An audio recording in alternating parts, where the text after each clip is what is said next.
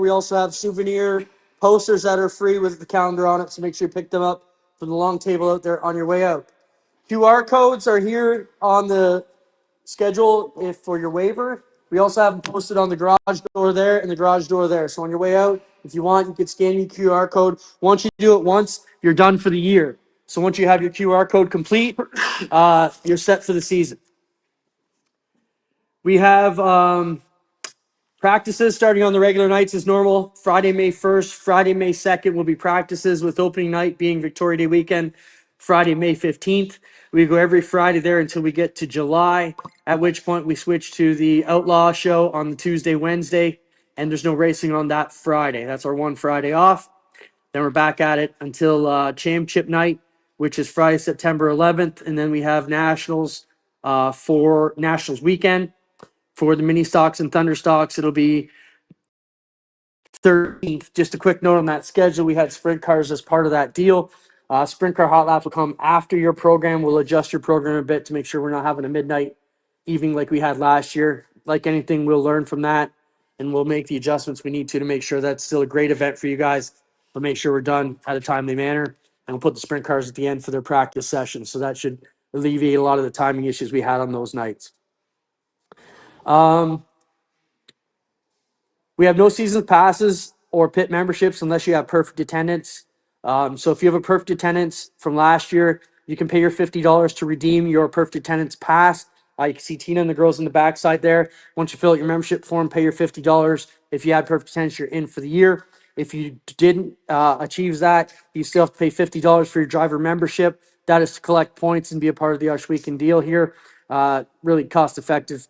You're down to about, couple bucks a day to hang out with us. Pit parking is $250. If you still want to reserve a spot, let me know. $250 gets your spot for the season. They are limited, and we are still working off a bit of a waiting list. So if you're new, it might take me a little bit to get you one. We are talking about another row of concrete on the backside here, possibly to get done in the spring, which would alleviate maybe another 20 to 25 spots, which would help us get to where we want. I see it as a time when we have pit parking for everybody. We can eliminate the reserve payouts and we can just give everybody a concrete pad. But right now, where we don't have those numbers and we do have them in high demand, the guys who want them are going to have to pay for them, unfortunately. On the business side of the Speedway, even though the economy is tough right now, our sales group has done a great job. All our sponsors are back. We're right on par to be the same level of partners as we had in the previous couple of years. Last year especially was really good. This year we're looking to be the same, which is really good. And that shows how good of a product you folks are putting on for us and with us. The fact that even though the economy is very uncertain for anybody who's got to deal with, US or stuff like that, we're still doing very good and they're still choosing to spend their money with us, which is a great deal. And we appreciate all that you guys bring to that. With the same token there, if you have any businesses that you work with that want a bigger presence, we do have availability on GeForce TV, where we can work together with our team and your crew to get, maybe some bigger deals together where they can get some television coverage as part of their deals too. If that's something you're interested, let us know. We're still working to get the Nationals on TSN. Those talks are coming in the next week. All events are still streamed live on GeForce, and every event will be repackaged for Rev on the following Wednesday as part of our full force package at 9 p.m., which is pretty amazing that we can be coast to coast in prime time on a Wednesday night, and Rev just gives us the package to put whatever we want in there. So that's a huge bonus for us, and I think that's been a great thing that we have going forward, and hopefully you guys are feeling the advantage of that too. Just to talk about, does streaming hurt us or build us? We still are of the feeling streaming is building what we're doing here. More and more people are discovering us every day. We are becoming a destination, and the more people watch, the more they want to be a part of it. Our visibility is going to keep us current.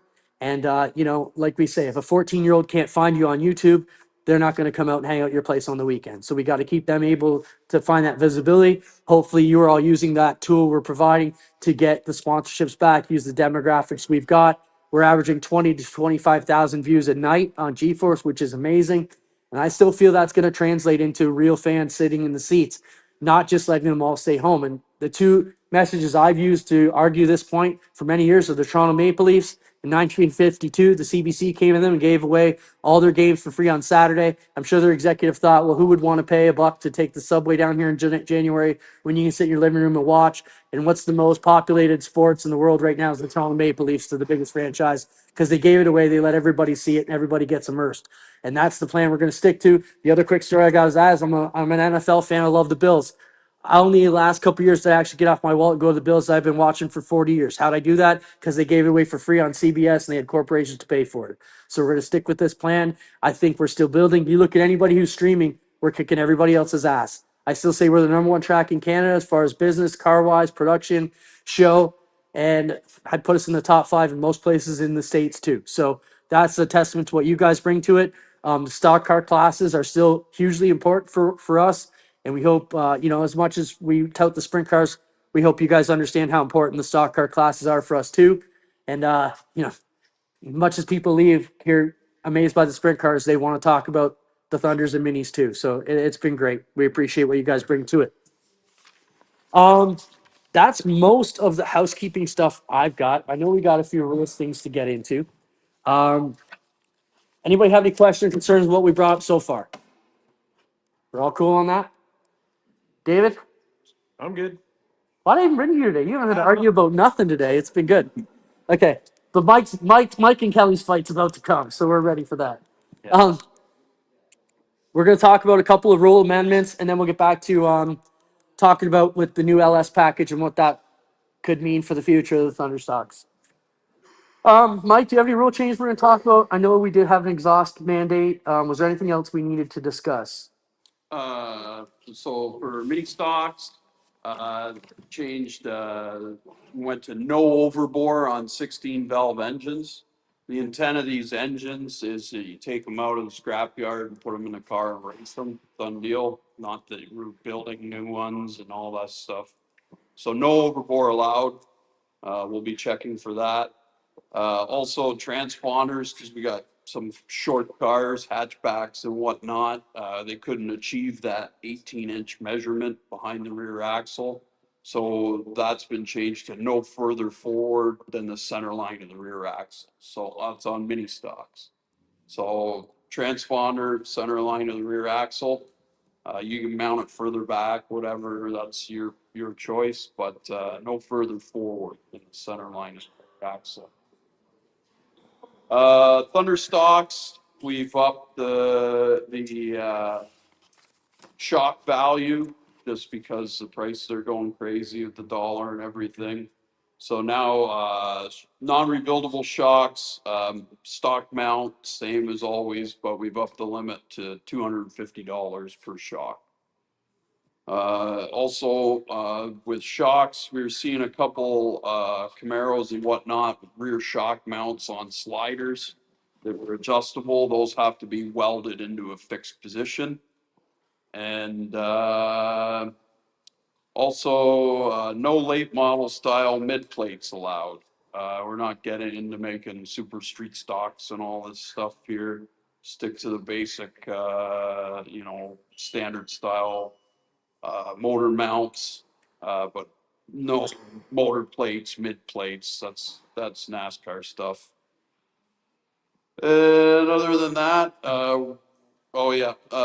mufflers, oval only. We're not running any bullet mufflers, no straight through. It needs to be an oval street type muffler. And helmets, Snell 2020 minimum is what we're going to. 2015 is long since passed. Most of you already have a 2020 already, and anybody who doesn't have one is going to have to upgrade. Yes. And that's about it. And the belts obviously need to be in date. No 2 years, 5 years, doesn't matter. It's the expiry date on the belt. Yeah, we're okay with that. That's all I got. Any questions about that? Where we are? Everybody's cool with that? And again, so couple things I just want to touch. When it comes to belts, They changed that. Used to be they would stamp them when they made them. We'd let you run them for 3 years. Now they have changed that in SFI to make an expiry date. Our insurance is going to flip out if someone gets hurt on an expired belt. So unfortunately, that's something we have to be a bit of a prickish on. And these guys are going to have to come down on it. The other thing is 2020 Snell helmets. I don't know if we talked about that, but that's just an insurance thing. It doesn't have anything to do with us. I'm okay with. Let me rephrase that. I would be okay if we didn't have the insurance issue of Mike and Kelly looking at your helmets and saying they're a good deal. By the same token, if you're bringing one that we've seen you throw at a couple cars, It doesn't matter what. yeah, Mike's probably going to say you're not allowed to wear that helmet more. So don't be throwing your bucket at other cars because we've seen that. And I know we've talked about that. And Mike's like, yeah, I don't think I'm going to let that guy race next week with that helmet. So don't be throwing around your $1,000 helmet. Okay. Pick up a clump of mud if you must throw something, and it's a lot cheap. But Steering wheel. steering wheel, I don't know if you got an MPI. I wouldn't be throwing my wheel either. So let's not throw anything. Throw sliders. Throw hugs. All right. So everybody cool on what Mike said with that. And again, the other thing I want to confirm is this isn't just Mike, myself, Kelly imposing these rules. We work with the other tracks. So not everything is necessarily our problem, per se, but we have to work with them to make it so a mini stock or a thunder stock racer can race all 4 tracks without drama, without having to make changes.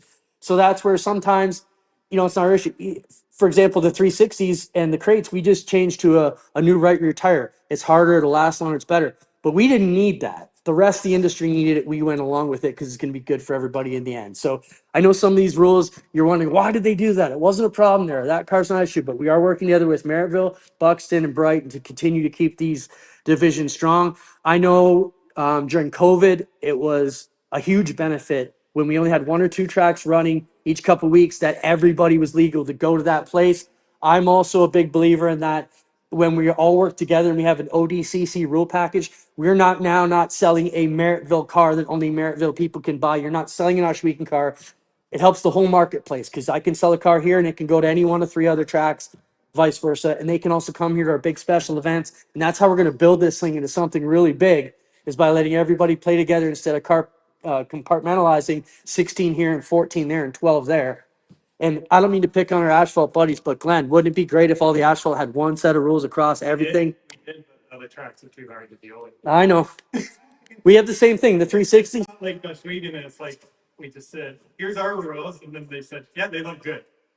Yeah, It's not that way with the asphalt. and it happens. Like They have their own theories and ideas, and Like I was super pumped on the sprint car side of things because we went to that new tire. We were finally gonna have ESS, GLSS, Ohsweken crates, everybody on one tire. And last week GLSS said we're going to the other way. So they just broke up all the family that we had going. Now I understand they're in a different market. Yeah. It's always tires. It's always tires. always tires. Let's talk about tires here because I know that was a question. The Kumos versus the Treadwear. Where do we stand on that, Mike? I mean, To me, it's Treadwear. It's got to have a yeah, it's gotta Treadwear. have the treadwear. That's it. Yeah. If it doesn't, then I'm sorry you bought it, but it's got. Everybody clear on that? Well, you let them use up what they have. That's right. Yeah. But we won't be forward, Moving right? forward, it's got to have a treadwear rate. Anybody got any questions or qualms about that? Mike? Well, for some of the ones that might have the treadwear scrubbed off, but look at your tires, they should say 200 treadwear or better. Yeah. Is that right? Define it. 200 is minimum. Yes. It's almost with no treadwear stamped on them. They got like a 300 or 400. If you have a question about a specific tire, talk to Mike. If it can work, he'll do it, but we're not making any exceptions for anything special. Is that fair, Mike? Yeah. Yeah. It's too hard, Like, okay, we got to be able to see it. Yeah. We don't want to play in the gray. There is some 4-season tires now that don't have the tread wear. Right. And like first the Kumo was like the only one to take that off of there. But now there's a lot of different brands now that you're not having a tread wear on there. And then it's like, well, where do you stop, right? You got to stop. Exactly. Wait. What if you find the treadwear on the website of the tire? well, we could talk about that. If we can prove that's the tire, You go on the tire on the website and it has it printed on the website. Or maybe on the I'd rather see it. AI. Yeah. AI website. And there's tons of tires out there. Like, you guys, You should be able to pick from a million Go different to the things. scrapyard and look at all the junky old tires and say, oh, it's got a tread wear. So just so we're clear, it's a 200 tread wear, right? Yes, And absolutely. is Maryville going to stick with that? I believe so. Okay. Those guys run, they don't run fancy tires. Okay. They come here and beat our guys with dirty old junkyard tires. Okay. Speaking of tires, it was brought up with a front wheel drive car. So our rule says the only tire you can run with it is a flat left front. We will allow a flat left rear now, right? On a front wheel drive car. Yeah, the mini stock only, yeah. Mini stocks only. Both, like, so no left front on a front wheel drive, just a left rear, Flat. flat. Well, we used to say the only tire that could be flat is your left front. Right, But if you're a front wheel drive car, what does that matter if your left rear is flat? exactly. Doesn't matter. You're just dragging it anyways. And we were black flagging cars for that, whereas this year Oh, we'll let that go. Everybody cool with that? Makes sense? Left side flats are all right on mini stocks. Only on front wheel drive? No, hold on. Just to clarify, in general, left sides are allowed on mini stocks only to be flat. We don't know what's front wheel drive. We don't know what's rear wheel drive. So this year we're just gonna say we're gonna let you run with your left side flats on a mini stock only. Okay? Thunders still only the left front's the only one you can run with. Okay? We're not gonna sit up in the tower and say, well, is that a front wheel drive, like rear wheel drive? Like, Or by the same token, Dave black flag somebody making a mistake. We don't want to do that either. So, okay, everybody cool on that? not that I make mistakes. So remember that. Yes.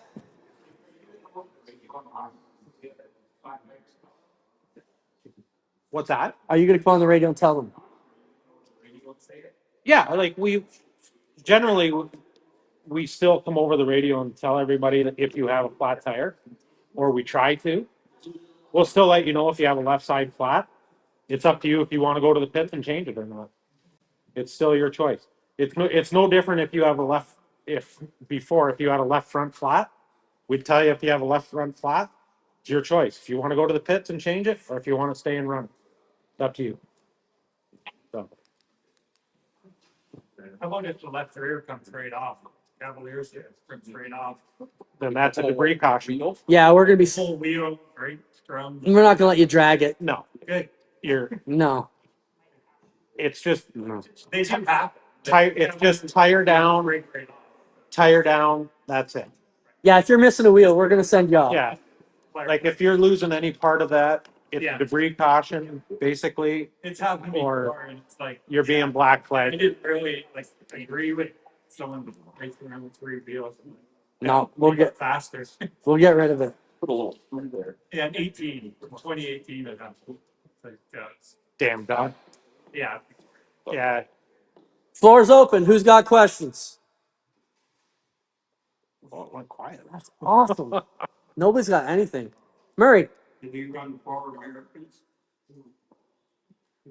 can you run for Americans? Yeah, you can still run American, right? Yeah, you have to run all 4 American racers, or all 4 Because divisions. I seen some on Facebook back in the fall. They said you had to run Hoosier at the practice. No. Just to clarify that, okay, so there's been pitching about it for a while. Some of the other tracks would like to see us just go to a single manufacturer, and they're all in bed with Hoosier. I feel we have too many cars on the American Racer package around here to close that off. So I've been the one fighting, and the argument is they can get a sponsor for a few grand. To me, it's way more of a headache. I'd rather just keep it the way it is. So we fought and dug in. So you can still run your American Racer, but you have to run all 4, like Mike said. You can't mix and match, pick what you feel. So You have to You know- run the same tires, like the same brand of tire from the heat to the feature. You can't run the heat on Hoosiers and the feature on racers. just so we're clear on that, that's a cost saving thing to keep the haves and the have nots equal, because you have some of the richer teams that'll buy a full tire rack of choices, let's call it. And some of the guys rolling on the 4 they've got don't even have a spare. It's not really fair in these entry level classes. So you have to pick what brand you're going to start with in all 4 corners all night. Okay. Anything else? Glenn? how's the LS program coming along? Yeah, we'll get to that in 1 second. We'll talk with the LS in a second. One other thing I want to talk about. We got the thunder stock without it in. Okay. Don't want to buy a crate. we'll talk about the LS in a second. I got another thing I want to pitch, and this was brought up to me by one of our teams here. So our qualifiers that we've run to, so we've gotten rid of the 2-car heats, the 4 heats and the B down to 2 qualifiers and a B now. But those qualifiers, it has been said, don't really mean a lot because you only have to get in the top 10. So we are looking at a new system here where we're going to add points to the qualifiers. So if you finish first in your qualifier, you will get 10 points. If you finish second, you get 9, 8, 7, 6. So the top 10 in each of those qualifiers will have a point total. So they will be added to your main points. So for example, if you get 85 for a win and you won your heat, you could be walking out with 95 points for the night. If you finish 10th in your heat and win the feature, you'd be walking out with 86 points for the night. Anybody have any questions or concerns about that? I tend to feel that this is going to make our qualifiers even crazier. It's going to make them exciting. They're going to mean something because every minute you're on the track, it means something now. You're not just having some of our better teams coast into a top 10 and know they're going to end up at the back anyways. So for some of the better guys and faster teams, they can now have a reason to race and put themselves at risk because they're going after points. And we just changed all our sprint car classes formats for the same type of reason now. From the time they start their hot laps right on through, every time they're on the track, it means something. So I'll throw it out now. Does anybody have any questions or concerns about, we'll call them qualifier points? Are you awarding points to the Bs as well? No. And only the top 10. So if you finish 11th, 12th, 13th, whatever it is in your qualifier, you're not getting any points. So it'll be 10th, right down to 10th place, 1st to 10th, 10 to 1 points. Anybody have any questions or concerns about that? Dusty. Heat itself will affect the game happening for next week. No. There's no money. No, 80 points. No. So the question was, does the heat finish affect where you would start in your handicapping the next week? No, it's not. We use off a 3-week average for money and points, and we did work on getting that adjusted also. So it's your finishes in the feature. It won't affect anything. The only thing it affects is if you're one of the top guys and you start in like, what's that? Probably trying to make harder to get one more spot. Somebody That's okay. We'd rather have that than everybody just coasting out there because it's not doing our fans any good. So if you get black flag for rough driving, you're not going to gain anything from that. So, But we've seen these kind of just settle in after a few laps. Everybody's like, I'm into a spot. I don't need to race no more. And this is going to change that a lot. So I think it'd be exciting to see some of our best teams, instead of just getting a 10th and throwing out the parachute, trying to win those races because every spot is now going to count towards their championship battle. So does anybody have any problems with that? Shelby, problems? The reason I asked Shelby because she's the one who's got to administer it and make all the math happen. And me and Dave just said, yeah, we're going to do it. Figure it out, Shelby. Awesome plan. I think it's going to be exciting. Anybody got any problems with that? We're good? Dusty? Especially if we have 4 heats. Yeah, so when we're doing, The special nights. yeah, so special nights, typically what we would do there. It will revert back to a regular. No heat points. Yeah, and on those nights, some nights they're not, like on Art Hill's a regular night for us. So it's not really a special. We weren't given show up points. So I'd have to look at, I think the Nationals is the duel on the dirt, but I could be wrong. What about You could be right. I mean, I got so many things through my head. I have to look it up. the special night and somebody that's not running in points runs fifth and heat or whatever, or Yeah. person behind is finished sixth that is in the heat or isn't the point. So we have open setup here any night, right? So anybody can come any night and get in the race with us any night. It's not a closed system. So on those situations, yeah, if an outsider came in and finished 5th in their heat, those points they'd still get the points, but they're not going to matter because those would be like the only points they had all year. But we're not going to move everybody up. That gets way confusing. What we want to be able to do is look at the rundown and make it easy for you, make it easy for the fans to look and say, hey, he was second, he got 9 points. He was third, he got 3 points. And it's crystal clear for you guys as well. So in the special nights, there are some some events where we have maybe a special where we will not run those points, or it all comes. If it's a full points night, you're going to have qualifier points. If it's a show up point night, we probably won't do that, you know? So it'll be event based, but for the most part, we are trying to keep as many points, as many nights be valuable for points as opposed to doing no points. We learned this with the sprint cars. You know, you get one guy who finally gets a great run and wins that race on a non-points night. And that was one chance to finally gain on the guy he's been chasing all year. It's just, you know, the risk is the same. The equipment risk is the same. You guys, it's just, so we're trying to make them as valuable as we can is the best way to put it. So everything counts all the time. So those are case by case basis on nights, but I think we'll figure it out. I don't think you're going to see a lot of them. You know, we're trying to keep full points nights right through till the end. That's the nice thing about the nationals being after the points. It doesn't ruin your week or your season. How about the rain nights? What's that going to do for our parents? In what regard? When you say it's a rain night, and you can't race or anything like that, and we have 2 or 3 consecutive of rain nights. Unfortunately, it's just something we have to deal with. Our schedule is set. We get questioned a lot. Why don't we just rebook them at the end? Like keep going, because the weather has been nice going in the fall. But again, it comes into our partnerships with the other tracks. So, for example, Brighton has their Apple Fest, Merrittville has their week, you know, and to work in conjunction with them for them to give the weekends off for our nationals. And it's a little bit of give and take. So, as much as if we were here in our own market alone, we could easily just schedule nights right into November if it was nice. But we really try and stick where it is. Unfortunately, if we lose 3 nights, we lose 3 nights. You know, we can't really go back and change them. If it becomes a serious problem, we lost 8 nights in a year, well, then we'd be looking at to see what we could do. But I mean, we lost 1 night last year and 2 the year before. So it's going to happen. But yeah, we would try not to make those up if we can. Thank you. No problem. Any other questions, concerns? Last thing I want to talk about is FanFest night and the FanFest championship. So we have 3 autograph nights. They're designated on the schedule as FanFest nights.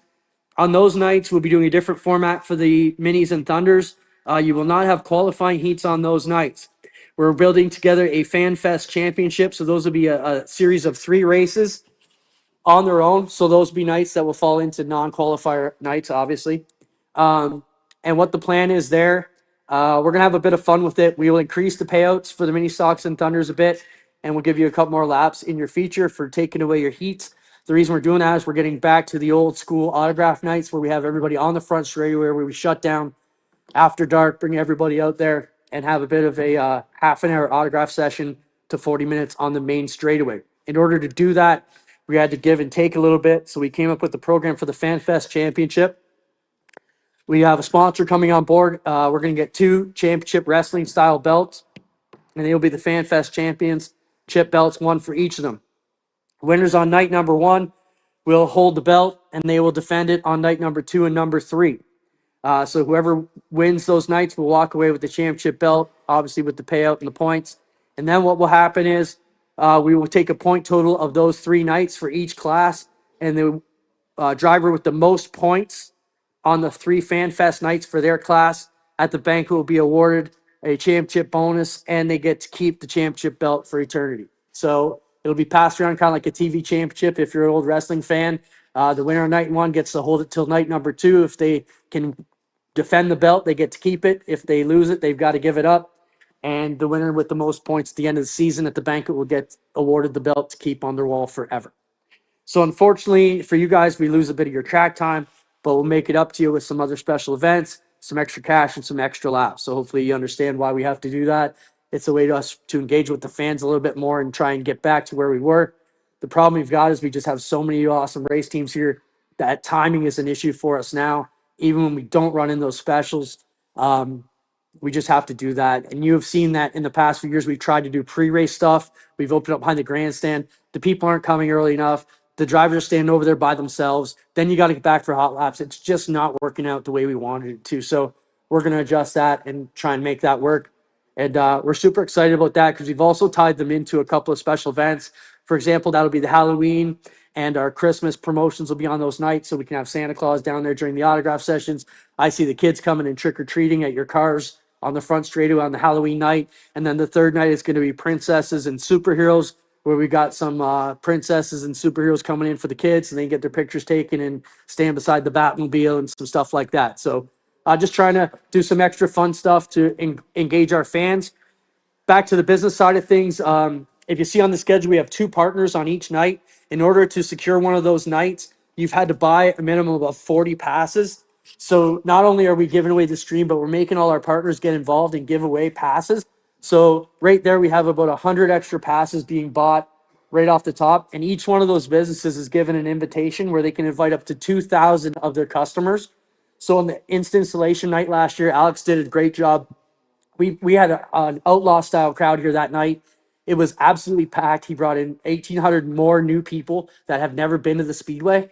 And I'd like to say for many years now, if you have 10,000 people never been to Ohsweken Speedway, I'll give you 10,000 tickets today to get them here. Because if they've never been here, they're not hurting us at the gate. We'd love to have them try it out. So all of these businesses that you see here, we've created about 55 invitations where they can invite up to 2,000 people. So our goal, even though we're streaming and giving it away and kind of dare people to stay home, we're using our corporate partners to bring new people out to try and fill the grandstands to get us where we need to be weekly. So we are super excited about that. If we could get even half the response that Alex was able to deliver us on that night, we're going to have the best year we've ever had. So me, from a business standpoint and car count, I think we're in a great spot. 360s is going to be a little bit light because a couple guys have moved back to crates and it's expensive and we always lose a couple, but I think where we are, we're headed for another awesome year. And I'm glad you guys are all part of it. And hopefully you guys keep pulling on that rope and keeping positive, because that's why we've bought it. That's why we've got to where we are. If you look at my first night as manager, it was in the banquet 10 years ago. And the first speech I gave you guys was, if we stop slamming each other and going on Facebook and screwing up, yelling at each other, just message me if you're unhappy. We will do everything we can to make you happy and figure out what the problem is with a smile. And if we all pull on this rope together and continue to build this thing, we are going to build something that you're all going to remember. And I go back to someone like Murray, because Murray, you grew up with my dad, and I grew up riding around with my dad in the truck as a kid, hearing about the golden days of racing. Well, wake up, because we are living them right now. And you're going to look back on these days 20 years from now and go, holy shit, we were living it, and we didn't even realize it. And when you look around the other tracks, what they've got going on in this province, what they got going on in North America, and we are killing. So it's because you guys coming back every week. Our team is here to be as friendly and as open as we can. And we want you to know that we value what you do. And, mini stock is just as important as a sprint car to us. You all pay the same to get in, and you all deliver the package. So we want to keep building with this and make it strong. And, I look at the guys around, like just right in the front row. Garberson, you've been here since day one. Look at how far this place has come. Glenn, I remember not too long ago, it seems, that we sat in this Glenn and Tina's dining room 20 years ago, and we had 7 Thundersocks trying to figure out how are we going to save this class and get it back to where it was. And since then, we've seen it upwards of 35, down to 25. Anything ebb and flows, just like any business. We don't panic about the waves. When we get to 2 heats, well, the old traditional heats. When we get to 12, 15 cars, we'll start to panic. But right now, we're in a great spot. So that's all I got. Anything, Mike, Kelly, David? I'm good. Anything anybody else wants to say? Jeff? Sure. How do you qualify? Or it's just We will probably do, off the top of my head, don't hold me to this. We haven't got to sourcing all that out yet. I see those as timed hot lap nights. So we'll take the top 18 or 20 right into the feature with a bit of a top 8 invert, probably redraw, and then we'll have 1 B main. So for newcomers or anybody like that to work it in. That's how I see it working right now. Just not sure yet, but that's probably the best way we'll do it. So you'll end up with timed hot laps, no heats. We'll have a B main for each class and then jump into your features. Pardon me? Those are for your time line, for your time drive. Yeah, typically what we do is, like, we just brought the new system in for the sprint cars. You'll draw for your group. So that will determine what group you're in and who you're competing against for your qualifier or whatever. So And we will be qualifying first in the slot. We're gonna go after big tires. yeah, so that's a good question.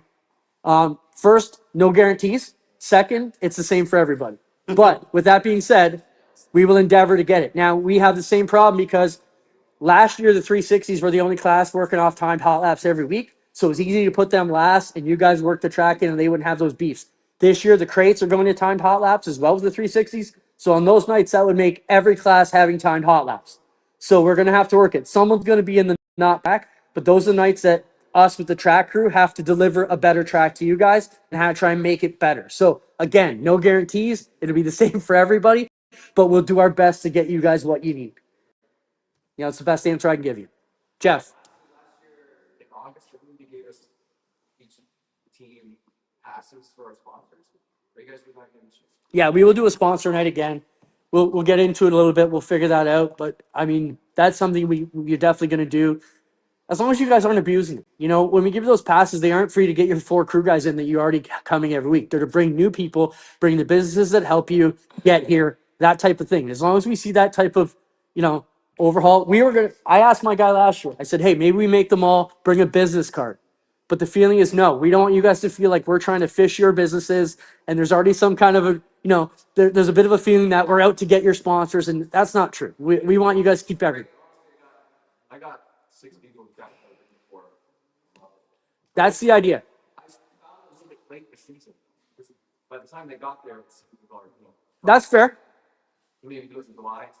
I can work on getting that out in June probably for you guys if you want. You know, it's one of those things where we're just going to work on the honor system. Hopefully you guys continue to use it for the right reasons, and we'll continue to give it back. I mean, you have to realize that night cost us, we gave away $28,000 in pit passes on that night. You know, so that's a big thing for the Steyers family to step up and say, hey, we're not worried about the dollars tonight. We're going to make it work just because we believe in what we're trying to build here. So if that helps you guys, let us know. And by the same token, if you have a sponsor coming out on a night, or you finally got them to come out, get a hold of me, Greg, Adam. Let us know. We will give them a mention. We will make them feel so welcome. But if we don't know that, we can't help you guys out either. So whether it's sponsorship help, we have a great team that can work with you guys. And again, we're not out to pilfer what you got. We're doing okay here. We want to help you guys grow, keep your program strong and healthy. And if we can provide assets, or we call it, add tools to your tool belt to get your sponsorships, we're happy to do that for you. Anything else? Oh yeah, okay. NLS motor. So the Camaro leaf spring. We have a jig, right? We had talked about measurements. The concern is just giving a straight measurement. Can you do that, Mike? How are we going to handle this problem? We would prefer if you guys took the jig. No side is not. None of, there's lots of cars, sets them, they're the stock, they're not fit in the car. So that rear end doesn't fit because something's not right. Right. We was one. Yeah. Halfway through last season, I haven't changed it. It's still not right, but I need to fix it. Right. But we need something to go by and do. Right. Yeah. I don't have an answer for you right on the spot here, but yeah, it's something we're gonna have to look at. It should be in the rules, so it's not up to the manual takes, and I say, oh, that's not good. Well, the rule should be where does it come from GM? It's not, it should fit in that car. Yeah, yeah, the stock housing should fit, right? Half of the cars that are here, it won't. Okay, so are you worried about other people's cars or worried about your car? This way, I can put the car back and not fit. But did it pass the jig? Yes. Eventually. Well, no, but it passed the jig location, just not the spring location, but that's But what. the jig indicated that the width wasn't in the right location. No, but the front and back was correct. So, Mike, if we put a jig on the car, can we measure it? Can we give a measurement if we put the jig on the car? You need the jig is front and back, Maybe. and you need the center of the springs. Yeah, Okay. Center to center. You writing a note there, Mike? Yeah. So what we're talking about, anybody at Thunderstock's not know what we're talking about. Talking about the rear trailing arms and where they all mount compared to the rear end underneath these cars. Obviously, as they get modified, rebuilt, you know, their stuff isn't always put back in the right spot. We have a jig that we can check front to back, but Ryan's argument is where's the width measurement? So we have to look into that. Michael, look into that. The jig does indicate the width, like where it's. Yeah, but I think the concern is if you don't have a jig, how do you do it at home? Right. We'll get a measurement and we'll figure out how we're going to do that. Give us till Wednesday, okay? And I'll get back in the chat group and I'll post it there. Oh, Did we get that jig copied yet? I dropped it off to get a Okay, copy. so we are getting our own jig. So that was a Brighton thing that they lent to us. GSR's building one, so we'll have one in. Yeah, and again, if anybody has any questions, I'm sure Mike and Kelly would love to look at your stuff before we're busting you at the end of the deal. So if you got questions, talk to them. They'd much rather get it right for you guys than have you have to cut it apart mid-season or get busted after a race win or a good finish. So I understand that's been a bit of a gray area. I understand it's been a bit of a delay getting it to you. I'll get to you that in the next 48 hours. By Wednesday, I'll have something in the chat for you one way or another. Okay?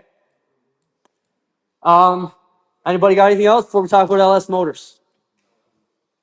Okay, so obviously we know the crate is getting astronomically expensive, stupid expensive, to the point that I don't know if it serves its purpose for us other than the fact that we have everybody on it, and it's a fairly straightforward, middle of the road package that we all know. And jump in here, Mike, if I say something out of line. As this crate has gotten more and more expensive, we find ourselves here with two divisions on a crate engine right now, and Barrettville finds themselves on two engines with a crate right now, which is their Sportsman and Thunderstorms. This started with Don Spees coming to me 2 years ago, pushing to get an LS package. We kind of balked at it last year because we weren't ready. We had a meeting with a couple of the engine builders. Mainly DSE has been the one that we've been working with lately. So the plan is to try and test an LS motor package this year in real competition with a couple of test drivers who we haven't determined. We haven't got past just trying to build one yet. But I have a big concern about us letting somebody run an LS motor for points and money when they're the only one that's been allowed to have that package, and when we still need to tweak that package. So if it's not fast enough after 2 weeks, we're going to need to change the intake. We may need to change the exhaust as we try and find out the package that is as tight as can be to a 602. So with that being said, Don's been pushing this for a while, and we're getting close to it. So we have we were originally looking at a 5.3. So everybody had talked about a 5.3. And let me get back to the testing first before I get into the specifics of it. So I saw this when Merrittville brought in the Wagner modified motor down there about 10 years ago. A lot of the regular guys, so they were testing a motor the same way we would. They brought in a new motor, let one team run it. Well, when that team wasn't fast enough, they were allowed to change their intake. They were allowed to change their exhaust. They changed their carb. They're still running for points and money. How the heck is that fair for these guys that are racing in that deal that you weren't fast enough this week, so you just get to run a bigger intake and soup up your motor to be better? To me, I don't think that's fair. So until we can hammer out the package, I don't see it being a full competition able to get points. So whoever tests this thing is going to have to be able to run non-points for us. Now we'll make them a deal. They'll get seasons, like a few passes. We'll pay them a set amount on payout. It has to be worth that team's effort to take it seriously and go for it. In a perfect world, we send one of our best in an LS motor Merrittville, and Don sends one of his best here to race with us on Fridays, and those two guys can still race in their own home track points. So all that still needs to be sorted out. We were looking at originally a 5.3. We had Dale run a 5.3 on his dyno. The concern with the 5.3 is it outclasses the 602 on the top end by a long shot. So even stock right out of the deal, it's going to outrun these 602s out of the business. Now, for us, that'll obsolete all you guys that have the Crate 02, or you're going to feel you need to drop it and buy a new motor, and that's not healthy for anybody's division either. So with that being said, we're going to test out a 4.8 that Dale's building now. The feelings are if you put a cam in it and the right intake and the carburetors you guys already have, he feels he can get that package right in line with the 602, that it won't be better or worse, obsolete, within incremental horsepower and foot-pounds of torque. So maybe 3, 5, within 10, I think is an acceptable way to go to get us there. So with that being said, this needs to be tested for still a year or so before we can really find out what we've got going on. Now, why are we using Dale and why are we taking his word? Well, Dale, if you go over there, he's probably the leading builder of rebuilder of crates for the crate division, and he's got a ton of Thunderstock business. You go in there, he's got 10 to 12 to 20 of them on the floor at any time. I feel Dale and the DSC folks understand our market. They understand what we're trying to do here, and they understand our competition level, meaning they have enough of these 602 crates in both configurations now to have a bigger test set to make sure what we're building is within that same group. With that being said, the plan is to get it back to a home built option.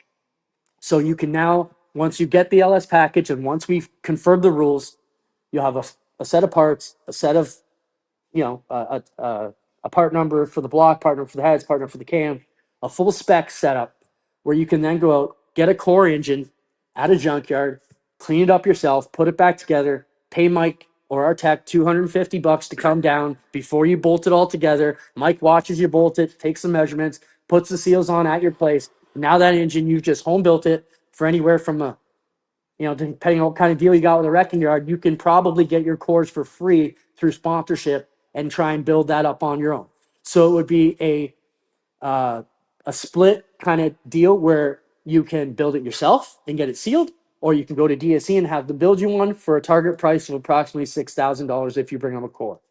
So that is cutting engine costs in half, also getting it back even less if you can build it and have the ability yourself. And I'll go back to Murray, back in the day when you were getting it done with your dad and my dad back in the 70s. This business was at its strongest when you could build your own stuff and you could get it at the junkyard.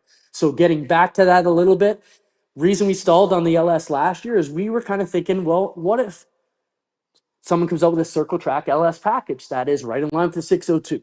But with the economy where it is, with the border the way it is, with tariffs the way they are, that package is going to be 10 grand anyways if they come out with it. So we felt it'd be best to get a package we can get back to the junkyards here and work it out. So we're still in testing, and DSE has the mandate to get that, make us an LS package that's going to tune right up with the 602. So you guys can still run your 602s, and a guy can run an LS package and be heads up even.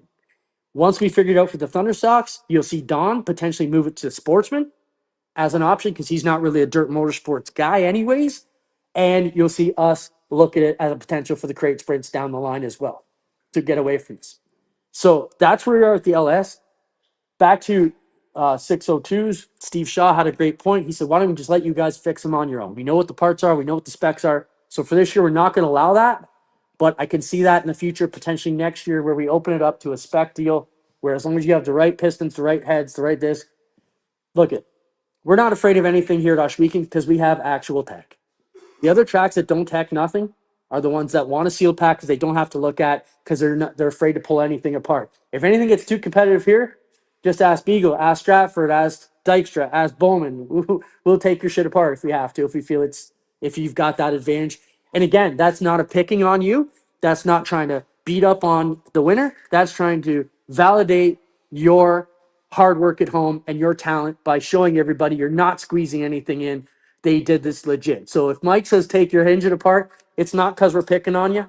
In most cases, it's mainly because we got to look at it. Yes. So The whole builder can build it. yeah, You guys sell the kit as a 602 kit. You've got record of us buying that kit. Sure, okay, have Mike come down and as you're putting it together, stuff that you're putting together before the heads get pulled up. yep. I don't disagree with that. Now, getting you guys kits of parts, we found that to be a problem too because, we prefer to just go out and buy the spec parts we say wherever you can get it because the issue we found when we were engraving them right for the rebuild, the 20,000 over ODCC rebuild, it was taking months to get them engraved, and then engine builders are waiting on parts. Where we said, look, why are we buying this sealed power piston, sending it out for 6 weeks to get engraved when you could have Dale Stroud could have ordered that or Leach could have ordered that, have it in their place the next day from Motor State, and be going with it. We just got to tech them better, so we eliminated that. And we said so. Again, we work in conjunction with the other tracks. So we can't just say we're allowing home built at Ohsweken. This is something I have to massage with the other tracks. But I'm telling you guys, we're endeavoring to eventually get there where we can get this. And once we open up with the home seal package, if we can call it that, we could potentially home seal a crate for you as well. You're gonna go down with the 5.3, 34 inch of the 5.3s or whatever, same thing. Yeah, but if you have two crates at home that aren't maybe you spun a ring on or spun a bearing and you want to refurbish them, and the argument is there's tons of those stuff out there. There's tons of good heads. There's tons of core. There's tons of stuff like that. So originally we would say they were just throwaway. We didn't even let you rebuild them. Now we got to rebuilds, and now we're potentially looking at home rebuilds. But just because we sell you the kit, that doesn't mean you installed that kit in your engine. Yeah. Before that stuff is put all assembled together, then, okay, pictures, whatever, send Mike down to the house and there you go. This is Yeah. what I'm doing. As you're standing there, you're bolting on the heads and what's, like, I don't understand, okay, for like a sealed oil tank, you can't pull anything apart off of the oil pan. So if he seals the heads and the intake, No, I'm not arguing with you. Like I said, it's getting the whole industry. We got to get our 3 other track partners in on this because if you want to take that track to Brighton now they're throwing you out because it's home built. They're like, you're not even allowed to race that here. So it's something we have to work with them and figure out what we're going to do. But I hear the concerns. I think we're almost at that point. So it could be a month from now, could be a year from now. But we are seriously looking at that avenue because I hear what you guys are saying. I understand that this class is getting out of hand with engines, and the thought process is to get us back to an LS package too, where I think that opens it up where you're not now still having to buy heads from GM. You can go, if you have a deal with Joe Plazik, you go to Plazik Auto Recyclers or Kitching Man or whoever you got and make those deals to throw a logo on your car. And you say, you keep me in cores. He's only got 7,000 of them in the yard. So they're all right to give them up. You know what I mean? Yep. So that's where we are with that. Any questions on the packages, the engine stuff we just talked about? I'm just gonna make a suggestion. Oh, I didn't even realize you were here. Yes, sir. It would be a whole lot easier for Tech and everyone to get it back to the home built motors. Would be to put a compressor on it in. So you guys at the Westbrook. Put a cam lift rule in. I don't give a shit about configuration. Just a cam lift rule. Has to be like well, flat bottom lifter. 40 no polish. And it has to have an inspection hole in the pan and access to make sure you don't have movement miles or freezers like that. Other than that, Yeah, but can I take it back? Why would we even allow a cam? It should just be a replacement cam, straight. No? who gives a Should be the exact cam that came out of it. Mike? No? You talking about the LS or I the was Craig? talking about 602s. Yeah. Crack it open, you can pop the carb off, up down, see if things before it get hauled. You'll know that. Yeah. Compression, who cares what the combustion chamber side of this? If you gotta be 9.5 to 1, you put a thicker head gasket. Right. For as far as cam doctor, one cam doctor, go right ahead, but if you just put a max lift rule in it. Right. Well, I do have a procedure for checking the crate cam specifically. Yeah, we do now, that's the rule. But like I said, it's a hell of a lot easier to attack. It is. Yeah. A guy can go on Amazon and buy a cheap set of slugs and throw them in. And if his compression's too high, he has to make sure that's do his math correctly first. But for the protect gas and I see. Pants with a protecting over told a site class, look up at every gallon. I can see that day coming. I just don't know if we're there yet for 26. But yeah, I hear you. I hear you, Mark. We're working towards that. I think, and that's where we're not afraid. We've got the tools. We got the compressor. We got the cube checker. We got everything we can do, right? The concern is, the reason we always made it go to a builder is because then we knew, you guys all knew you were on a fair playing field, and it was way easier for us to choke out 4 builders than it was to choke out 100 teams to make sure it was right. So, Mark probably built 3 of those engines we tore apart on crate and put them all back together. So, we feel good about the cloth steel because everyone we've taken apart to look at that may have been overperforming or had the impression was overperforming was right to spec. So the driver and the team was getting their speed other places, and that means we just got to keep going at it. So, I understand. I also understand the urgency, of getting this done, but I also can't just piss in our partners' faces. So we got to work with them to keep us strong. But I do think, we're a good spot. And again, it comes down to we've got tech, I don't want to pick on the other tracks, but you guys can probably think of one of the other 3 out there that probably ain't going to have much tech at all any weeks. So we kind of got to guard the racers down there for that too. And by having those seals on there, it ensures that. That's why whatever we do, I think if it's going to be touched by you guys, Mike's going to have to come look at it and seal it. And by that also gives us a record. We have serial numbers on the seals, and Mike writes down that he went to your house in your number, 99 Camaro. And if that 99 Camaro is a little too fast, we look at the seal and maybe we got to pop that motor and take a good look at what went on inside. But still working towards it. So I don't have all the LS plan yet. If you got an option and you'd be willing to be one of the test drivers, let us know. But I don't think you're going to be able to run for points and make it work. It just doesn't seem fair to me to have somebody do that. Now, I would say if you run the test car and you get out and get a checkered flag, we'll give you your checkered flag. But you're taking home your set money, not the payout.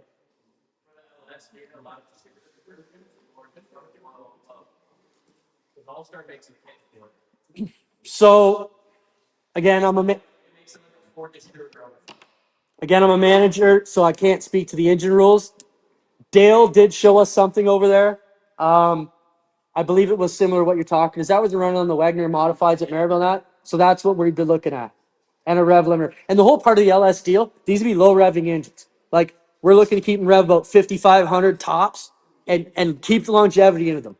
Look at where we've got with this. Look, what's that? Yeah. Okay. Again, manager, not a builder, right? So we'll keep the engines, but look at our crates. Okay. The whole success of our 602 crate sprint division, we've lost maybe 5 motors that I can think of off the top of my head. Mark, how many motors we lost? Crates? They just don't blow up because we. What's that? In the crate sprint. we're talking. Methanol? They're limited RPM. Yeah, but not twisting. Like we have a gear rule everywhere we go.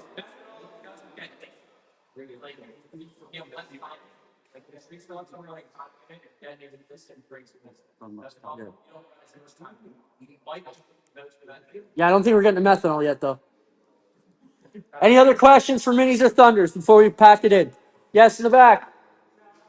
I wanted to discuss, the exhaust filter removal that was put on the 09 and 10 Cobalt.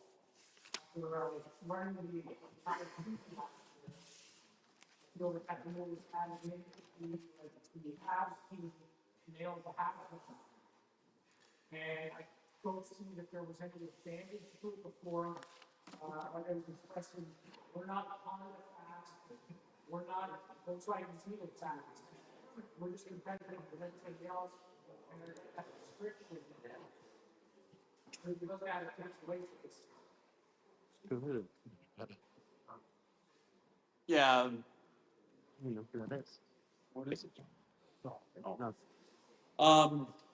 Yeah, we were talking about that exhaust pipe thing, right? Yeah, that's when it's always going to come up. So, I mean, the X car, he was running that pipe and he just put a header on and didn't have any trouble. So my recommendation would be just put a header on and run the small pipe. What's that? I mean, the cars are heavy anyways. Problem is when I drove 3,100 pound mini stock racing against 2,200. True. Yeah, I don't like that. Yeah. Yeah. Yeah, I see what you mean. The Almost 3,100 pounds, we're the same weight as the streets. right. Yeah. Yeah, it's no easy answer because this is an argument we've been having with Don at Merrickville, who wanted to completely eliminate your car from competition, right? Yeah. And this is something that we came to a compromise to allow you to keep racing that car, so you don't have to build a new one, right? Don's concerns came from a conflict of interest from Jay Brown, the division sponsor. Something. Looking at us, we might be competition. Is he sitting right there? Or That's your opinion, and you're entitled to an opinion, but I'm not going to get involved in pissing matches about it. Yeah. when we had news or like penalties or what, it's usually to someone that's been a dominant force. Right. We had no dominant race. We haven't had back-to-back championships, nor a championship of that matter. We came in 12th in the points that are shooting this year, like 18th last year. Yeah. So just stop you right there. I actually don't care about the pipe. It's you got to convince Don and Merrickville Tech to get rid of it, and we'll just follow suit.